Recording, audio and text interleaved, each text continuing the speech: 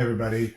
Today I'm going to talk about the sheer size of these megathrust earthquakes. And the diagram at the top left shows the relative size of the largest earthquakes ever recorded, starting with the 1960 Chile earthquake, which was a 9.5.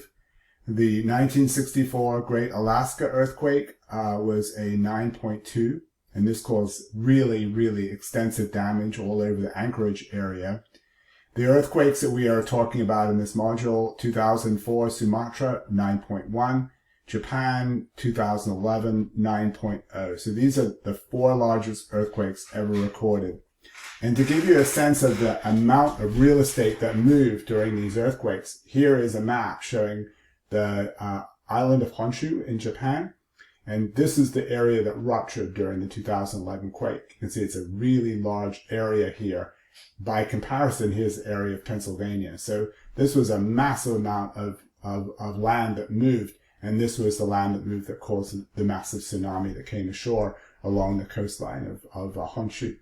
So again, by comparison, that is this earthquake here. You can see a large amount of area moved, but the Chile earthquake was even bigger. This was the 1960 earthquake that led to a huge amount of motion. And then again, by comparison, you can see the San Francisco 1960, the 1906, the Great San Francisco earthquake that led to so much fire in that city, much smaller amount of rupture. And then the Bay Series World Series earthquake that took place in 1989 during the Giants A's first game of the World Series. Caused a lot of damage around San Francisco, but a really small area of rupture compared to these megathrust earthquakes. So these megathrust earthquakes are extremely destructive. This diagram here shows the 2004 Sumatra earthquake, and it shows you that the wave traveled all the way around the world. You had small waves that washed up along the east coast of the US. They may have been centimeters in size by the time they got there, but they did arrive along that coastline. So these waves were recorded everywhere. But even more dramatic is the fact that this earthquake led to a shift in the Earth's axis of rotation.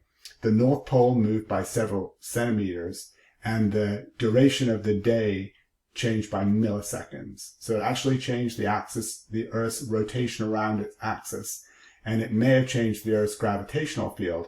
And then it is possible that this earthquake in 2004 actually led to future earthquake ruptures in China and other places later on. So the strong motion that occurred here may have affected the crust up in China and led to a later earthquake. I think it was 2006 in China. That is still speculation at this point. But these are massive ruptures, and I hope these graphics bring that home to you.